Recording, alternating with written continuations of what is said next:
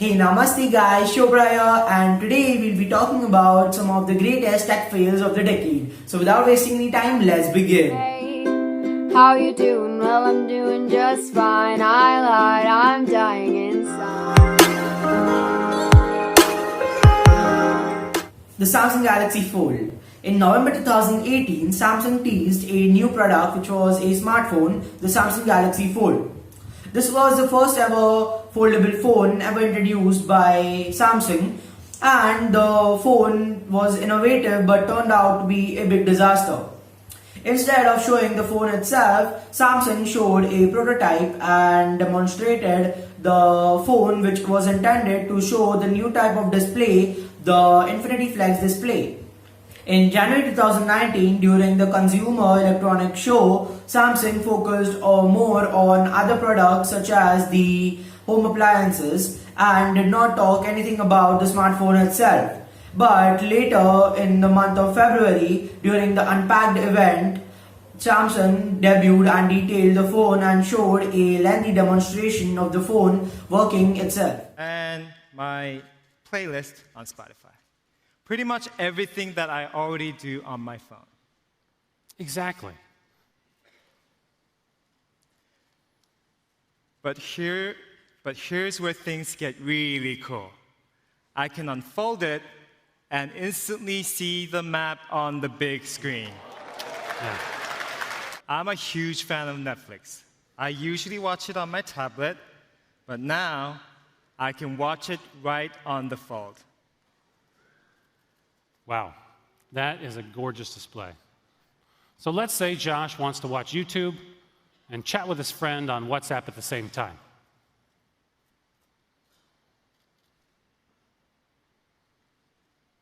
And you never know when he might need to Google something. There you have it.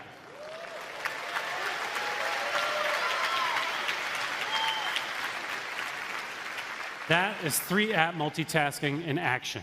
The shock came when Samsung announced the release date and the price of the phone. Samsung announced the release date to be the April 26th, which was a bit of a concern because people were not sure if Samsung could convert a prototype into a consumer product in just 2 months. Samsung sent out many review units to various publications and YouTube channels from Business Insider to MKBHD, and most of the units sent out for review turned out to be busted. And this happened either from normal use or from removing a thin sheet of plastic which was intended to stay on the screen itself, which was a screen protector. Samsung did not instruct anyone about the screen protector and did not tell about leaving the screen protector on the screen itself. The company then reworked the design and re-released the phone later, but the damage was literally done. Apple's AirPower. Apple is known for some of the best engineering and design in the technology world, but AirPower on the other hand could be one of the biggest failures of Apple, resulting in a product that was so bad that it was never shipped.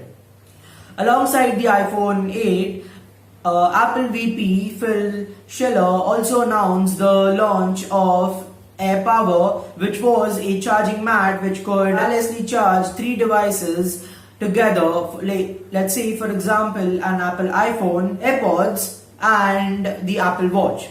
Phil said that Apple wanted to create a product that could help the technology world move ahead. He said that it was not possible with current standards, but his team knew how to create the Apple AirPower. And here it is. It's a mat that you place your iPhone 8 or iPhone 10 down, and it just starts to charge. And there's a beautiful new interface. It doesn't stop there. You can place your Series 3 Apple Watch down on it, and it starts to charge as well. And you can place your AirPods with the optional new wireless charging case on it, and it starts to charge as well. This is not possible with current standards, but our team knows how to do this. We call it AirPower. Many people also bought the Apple's wireless charging case, which was priced for $79 and was directly associated with the Apple's AirPower. Unfortunately, a year and a half later, Apple unceremoniously cancelled the AirPower. The Essential Phone. 2017, when the Essential Phone was first debuted, it was a little bit mind-blowing because it proposed the new notched screen design, which had a slightest cut out on the front side for just to fit the camera. And this was the first ever notched phone. The phone seemed promising because it was created by Andy Rubin, the co-founder of Android, and this was his first major project after leaving Google. But the company's claims about the camera quality and durability turned out to be wrong. As soon as the phone arrived, the software was riddled with bugs, and the phone was shipped 2 months after Andy Rubin had officially promised. And a month later, iPhone X arrived with a notched screen as well, and so no one bothered to buy the Essential Phone and instead went for iPhone X. And the second phone was reportedly cancelled and was never released. The Lily Drone. Imagine a fully waterproof drone that can follow you off mountains and can take off as soon as you throw it in the air. And it can also capture your photo automatically. This idea still seems unrealistic, but this was the idea proposed by Lily Robotics in one of their drones, the Lily drone, in 2015. The Lily drone was a complete crowdfunding disaster.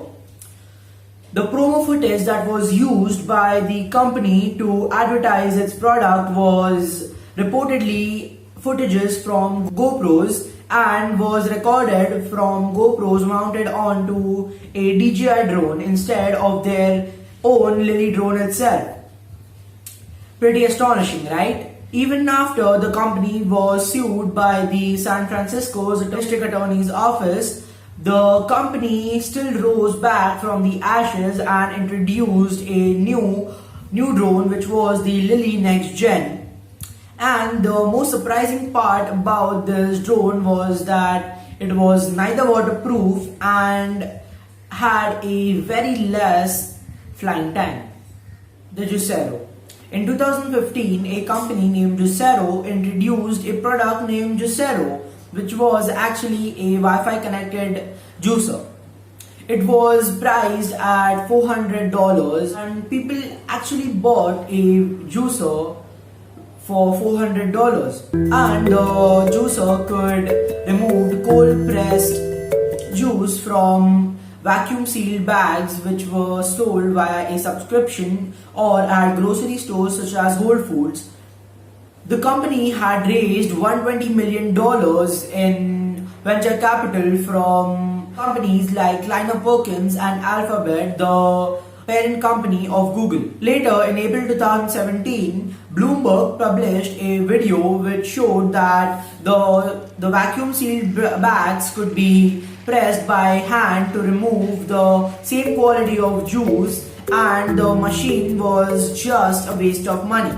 But instead of accepting the fact that their machine was a waste of money, Juicero's CEO instead claimed that the hack put forward by Bloomberg was actually messy and mediocre. A day after the story was published, Juicero started providing refund to its customers and the company shut down in 5 months. And this was a classic example of fixing a problem which did not require a tech solution. I was in the mall, walking around acting right now. I ain't tryna tell you what to do,